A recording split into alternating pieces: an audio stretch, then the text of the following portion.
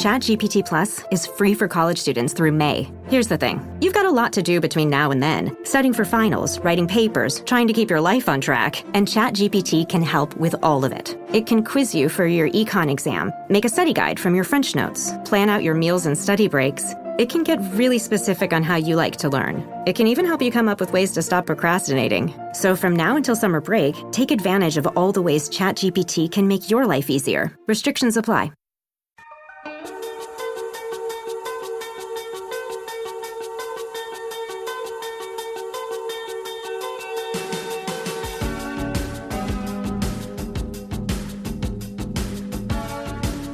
This is The Other Side of Midnight. I'm Frank Morano. I got to go to a very interesting party the other night. The party had waves of New Year's Eve vibes. It was an eclectic gathering that combined members of the media, any would-be conservative social media influencer, piano players, attorneys, you name it. And it was all in the name of George Santos. Yes, that George Santos, former Republican Congressman, the first congressman in my lifetime to be expelled before being convicted of anything, and the host of the new Pants on Fire podcast. He's also the cultural critic at large for The Other Side of Midnight. He also happens to be someone who has managed to do the impossible, or the near impossible. He has managed to transcend the world of political scandal, if that's what you want to call it, and become a mainstream cultural figure, which is what he absolutely is. If you doubt me, just take a look at what his rates are on Cameo. Very, very pleased to welcome back to the program the host of Pants on Fire, a new podcast, the one and only George Santos. George, it's great to see you. Frank, it's always great to be here with you, especially at the wee hours on the other side of midnight. What better time to have conversations, right? I love it. Hey, hopefully that doesn't mean no one's listening. Hopefully at least a few people are. George, a lot of people are familiar with you. A lot of people have a certain image of you that's been cultivated by the media. I want to ask you about that in a minute. But why do a podcast? It seems like you're pretty busy professionally. It seems like you're pretty busy with some other things that you're working on. Why, of all things, add a podcast to the mix? Well, look, I'm a workhorse, always have been. And despite having a speech circuit that I've been engaged in for the last year, corporate boards love George Santos speeches. Go figure. No, I won't tell you which ones because I'm not gonna make your lives hard. And also, there's an NDA aspect to that. But I've been busy with the speech circuit. I've been busy commentating. I do commentating at large. Mainly international commentating, and that's a pretty lucrative thing too. Election night, I was covering the election for Channel 4 in the UK. So I was in DC in the middle of it all, but really delivering opinions to the Brits, the redcoats, as I like joking. But, you know, the podcast is something that's been under development now since the early spring. And it only really we got into studio and started recording in late September. So I'll tell you why. I think I just want to showcase in an unedited format who I am, because I'm sick and tired, Frank, of people who know me, like you know me in person. You've known me for a couple of years. You know how I am. I'm not the evil person that was described by the national media, but I did use the national media to go and say, you know what, you created something. I'm just going to edit it a little bit and then make something of it. And yeah, look, politics can be so divisive and so tiring. And Pants on Fire brings a whole new element of, yeah, we get political. There's no way I can't get political, but we have fun doing it. We have crazy discourse. We have culturally important and impactful, meaningful discussions. And I can encapsulate an audience from Gen Zers all the way to boomers, and everybody feels entertained. So that's the goal. It's so interesting that you characterize it that way, because whenever I've had you on the program, I'm always deluged with email, and there's always a lot of social media correspondence of people that say, you know, I had one vision in my head of what George Santos was all about, and he just comes across so well on the radio. He speaks so well about different issues, and he just comes across as so likable. So I have a feeling people are going to see that aspect of this in your podcast as well. The podcast is called Pants on on Fire, which is a nod to the controversy that catapulted you to fame in the first place. Do you think that you've fully reclaimed your narrative, or are you still wrestling with the story that others tell about you? So I would say Pants on Fire is my reclaiming my time, reclaiming my voice, and quite giving the proverbial FU to all the mainstream media who try to take that away from me. And why Pants on Fire? Well, why not lean into it? Why not be, you know what, you want me to be this guy? Okay, I'll be this guy for you. But you're going to have an issue is I'm overtly blunt. And we have friends in common. You can go ask John Tobacco, who is no stranger to both of us. And I'm overtly blunt, and I keep it pretty much real. Yeah, I've made stupid mistakes. I've regretted them, and I repent, and, you know, I have a lot coming up. Well, let's not pretend like the elephant's not in the room. But I just want people to get to see this side of me. I really do. Even if it was the last thing I did on this planet, and if the world were to end, I can say I tried to show people the real George Santos so they can understand who I am and not look at me by flaws and characteristics from a mistake, from a situation, and just at least know that I'm not that person. So, but you know what? Pants on Fire signals all of that. By the way, speaking of John Tobacco, it's his birthday today. Happy birthday, John Tobacco. Hopefully all of his birthday wishes come true. George, as you know, in the podcast world, authenticity is everything. Given your history, where a lot of people view you, quite frankly, as a little bit of a liar, how do you convince listeners that your commentary is genuine and not just another part of another performance? Well, look, let's not fool ourselves. The podcast is a performance, right? But I have my great co-host, Naja Hall, who keeps me honest.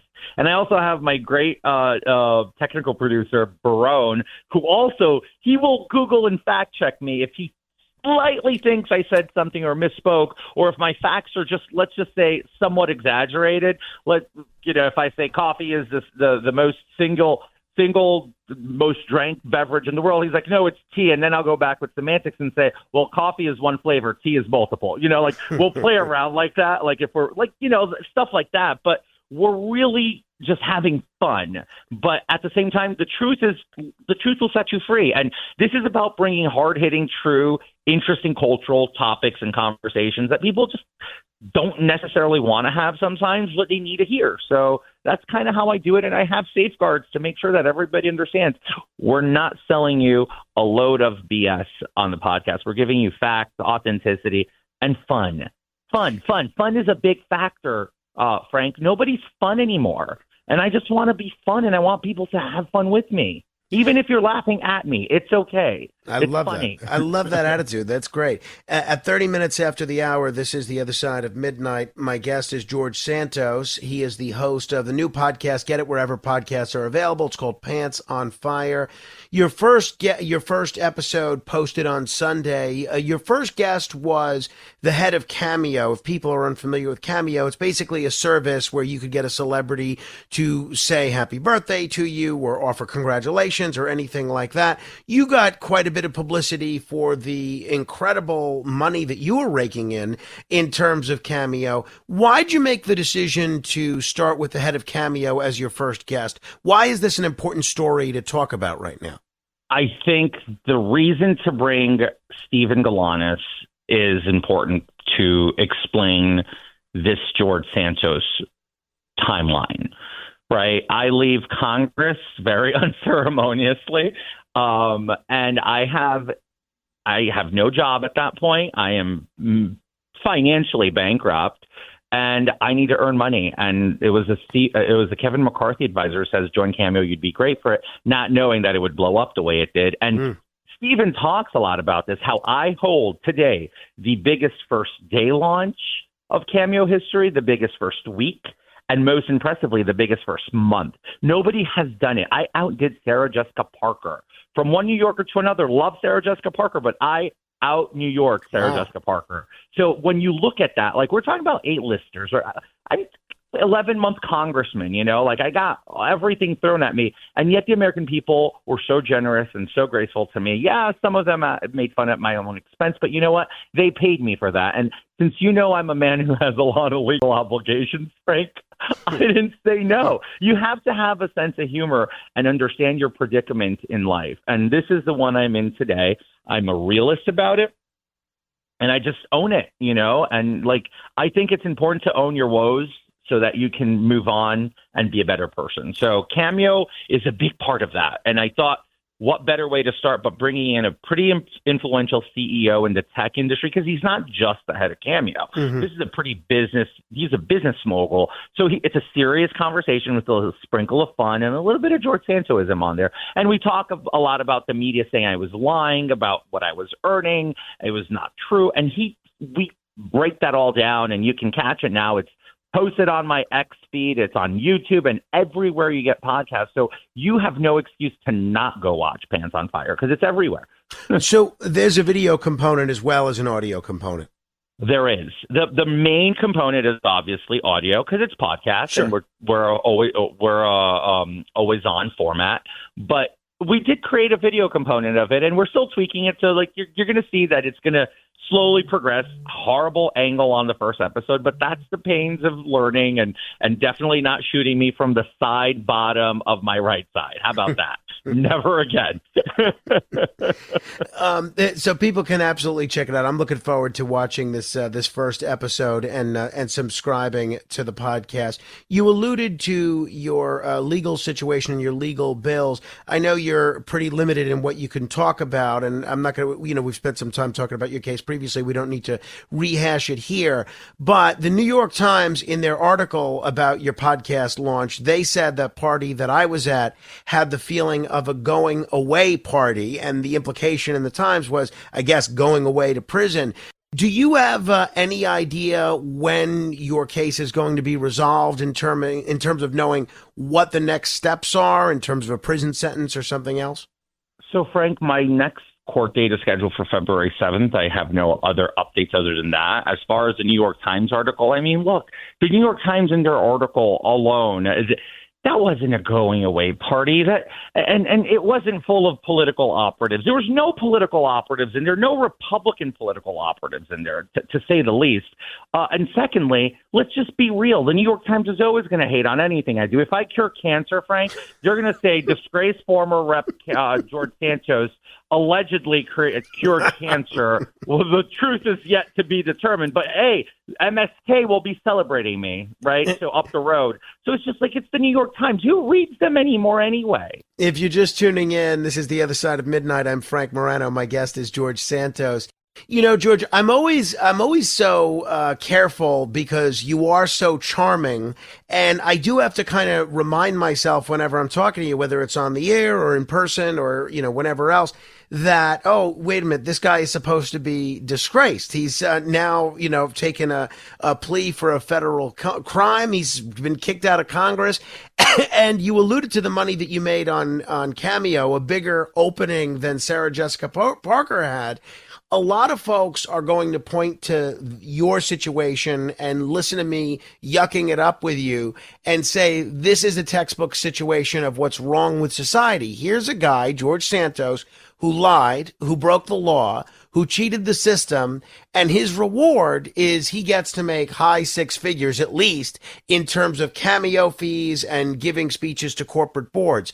Does your success, whether it's in publicity, whether it's financially, does that send a poor message to the public about what it takes to get ahead?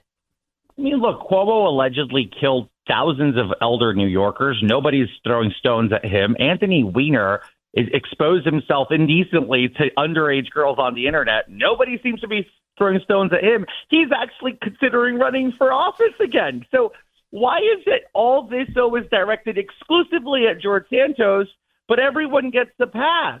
The chairman in politics in Nassau County was disbarred for stealing $400,000 from a client, allegedly. But I get all the heat. I'm a bad guy. Look, I made a mistake. I'm okay in admitting it. I'm honest about admitting I messed up. It was bad time in my life, Frank. But I'm just sick and tired of people acting like they're holier than thou. I'm not a murderer. I'm not a pedophile. I'm not stealing billions of dollars from Americans. I didn't bilk Americans. I made poor choices in the name of campaign finances, and that's stupid. It's stupid. It's so stupid. But to say that, oh, my God, George Santos should be what's the expectation? Is it for me to go under a rock and be homeless? I care for my family. I'm fully financially responsible for an autistic niece who's 6 years old, who takes a lot of time and dedication to help care for. I'm putting my younger sister through school so she doesn't go through what I went through. So like, do people not realize I'm a human being? Am I supposed to like be literally lashed and tied to a cross to dry? Like, I don't get that. And it's so frustrating because it seems so targeted towards me, but everyone else gets a pass. Look at Hunter Biden. He just got a pardon, a full blanket pardon. Nobody's talking about that. I mean, and this guy was drugs, prostitution, underage alleged stuff, like gun charges, like the left hates guns. But hey, pardon Hunter. Like, so look, come on. Fair point.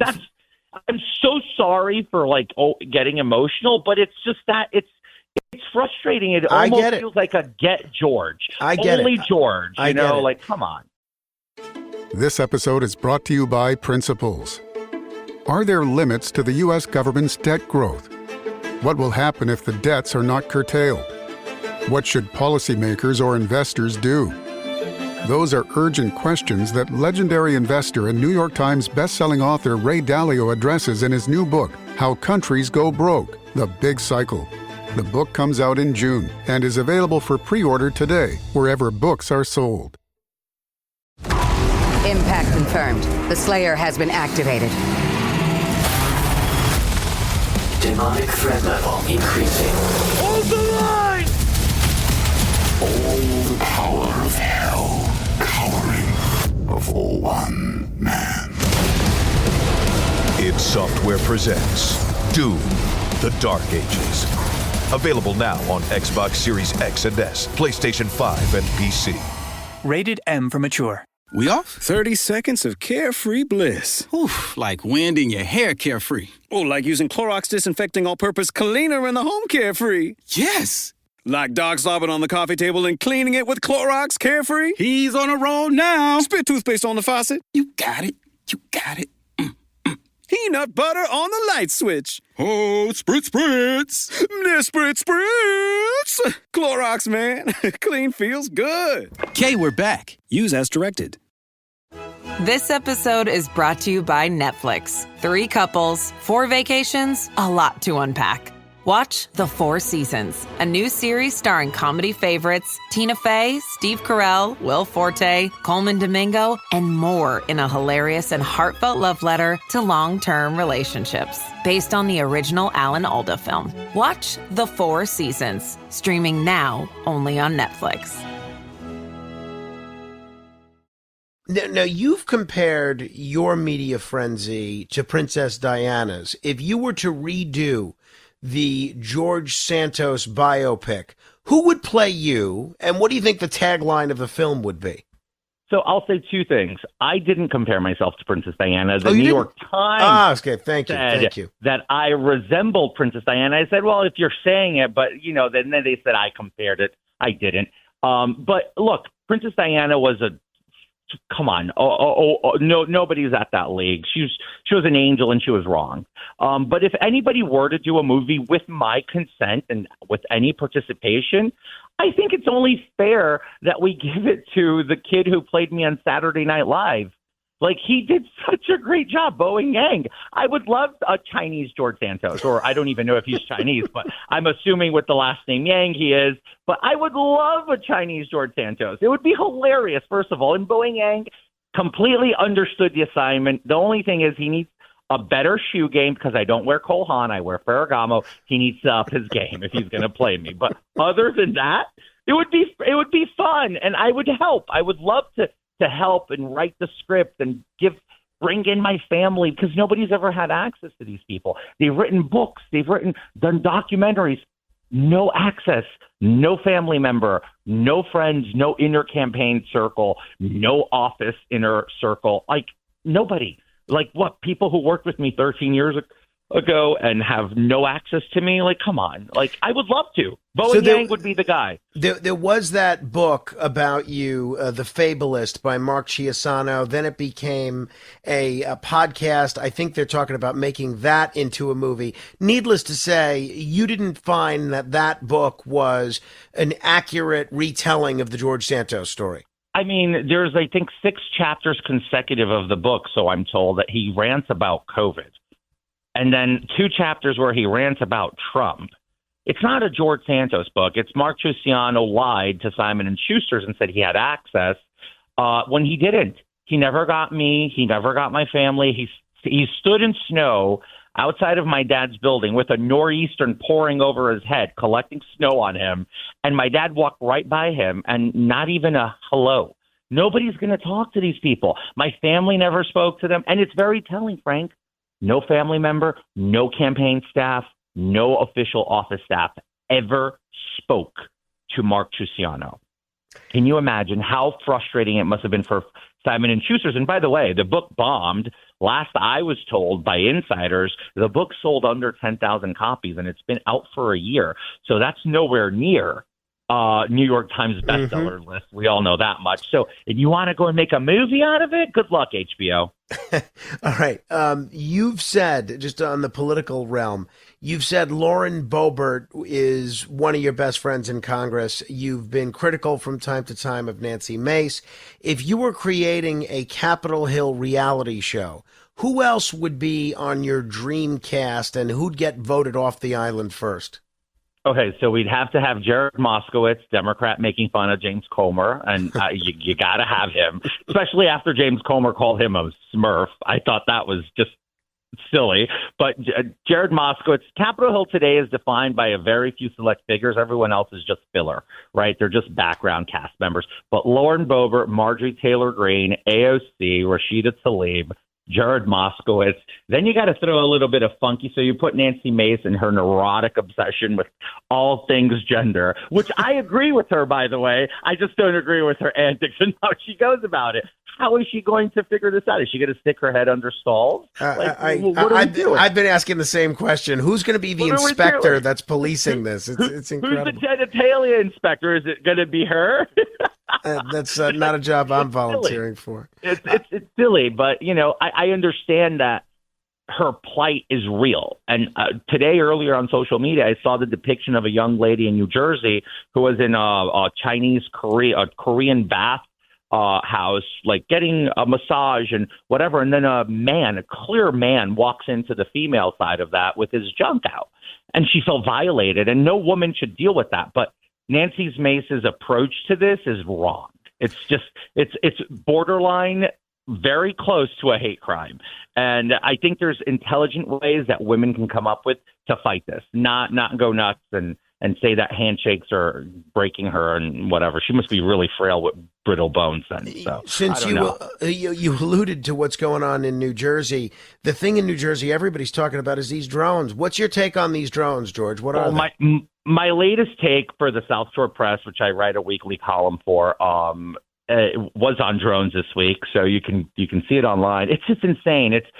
Look, this is a perfect example of a captured government that the United States has allowed to grow and balloon so big with bureaucracy that the bureaucracy is creating layers within that captured bureaucracy, and not even the president of the United States is being briefed properly. Now, I was told there was a very highly classified briefing earlier today on Capitol Hill with some of members of Congress from the Intel Committee.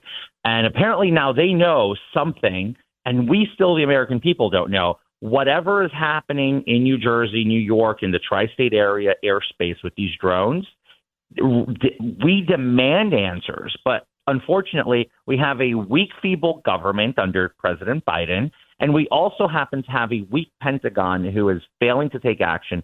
You can bet your sweet life, Frank, if this happened in any other country, every single drone would have been shot off the sky. It would have tracked the signals back to who's flying them and would have figured it out. Unfortunately, it doesn't help when you have congressmen like Jeff Van Drew from New Jersey, who said there was a mothership from Iran on the Atlantic basin on the east coast of the United States deploying a drone attack. So, yeah, somehow Iran made it all the way to New Jersey and nobody knew about it. It's just Iran doesn't have enough going on in the Middle East right now. It's staggering. Like things like that, when people like Jeff Andrews say stuff like that, it really underscores the rot and decay of the captured United States government. That's a balloon too big that we can't get a simple answer to. What is it? We don't know. Go find out. That should have been investigated and resolved within 24 hours. This is the United States of America. You've been vocal about stepping away from politics. You've called it toxic, yet politics seems to keep calling you back. People are like me, for instance, are interested in your commentary. People are getting you to write columns. People are fascinated by your view on what's going on in politics. Can we expect a Santos 2.0 run in the future? And if so, what would you do differently this time around? Well, look, Frank, as far as running for office, it's not within the near future. I don't see that in the cards, just for the sake of family. It takes a toll on family. I like politics. It is toxic. Me stepping away from politics, stepping away from the thick of it, doesn't necessarily say I'm stepping away from having an opinion and trying to explain to people in a very simple speak fashion what I think is wrong. And if people value that opinion, which there's a lot of people who come to me for that opinion, hell, I have hundreds of subscribers on my X account who come to my exclusive content for just that reason. I host a weekly space, live space chat, fireside chat style, with hundreds of people every week talking about these things. Now, I have information. I have access to these informations.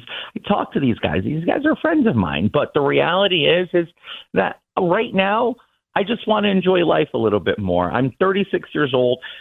I feel like I'm 60 and I've lived 2-3 lives. And I need a break, like a genuine break. And I'm very excited about this new phase with the podcast, with Pants on Fire and everything. But yeah, no, I'm not saying never. How about that? Never say never. So, yeah. Before I let you go, 2 final questions I got to get your opinion on. You've got a husband who I saw the other day, very handsome fella, great to meet him. You've got a husband who was once labeled fictional by skeptics. What's been the funniest or most surreal moment for the two of you as you've navigated the public scrutiny together? I mean, look, there's this crazy allegation out there that I claim to be the producer of Spider-Man on Broadway, which I don't even know where that came from, Frank. Like, this is the example of a pylon, and people are just throwing whatever stuck on it. And this literally is out in the media. It's actually mentioned again on the New York Times. Like, hey, you claim to be a producer on Spider-Man on Broadway. I'm like, what are you talking about? Like, producer what? So, look, on the scale of insanity, those things did come up. But the funniest one will forever be that I was not gay and that I did not have a husband and he was fictional. On March 15th, we will celebrate 7 years together, and this November 30th, we just celebrated our 3-year wedding anniversary. Wow, so that's great. Congratulations. That's great. Thank you. So he exists.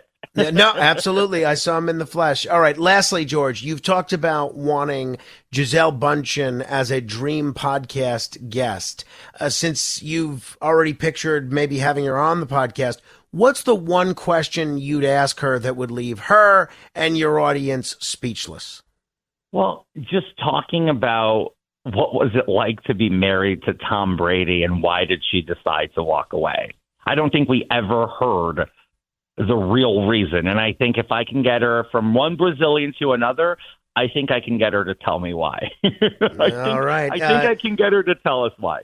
We've been talking with George Santos. Do check out the podcast. It's called Pants on Fire, video as well as audio. A new episode comes out every Sunday. The first episode has to do with the head of Cameo. I'm looking forward to watching and listening. George, you've always been so generous in making yourself available in the wee hours of the morning to me and to my listeners. I appreciate it, and I appreciate the invite to that great shindig on Monday. I will always come to your show, Frank, no matter how late, no matter how early. You're the best, George Santos. All right. If you want to comment on any portion of our conversation, you're welcome to give me a call. Our phone number is 646-720-0635. That's 646-720-0635. This is The Other Side of Midnight. Straight ahead.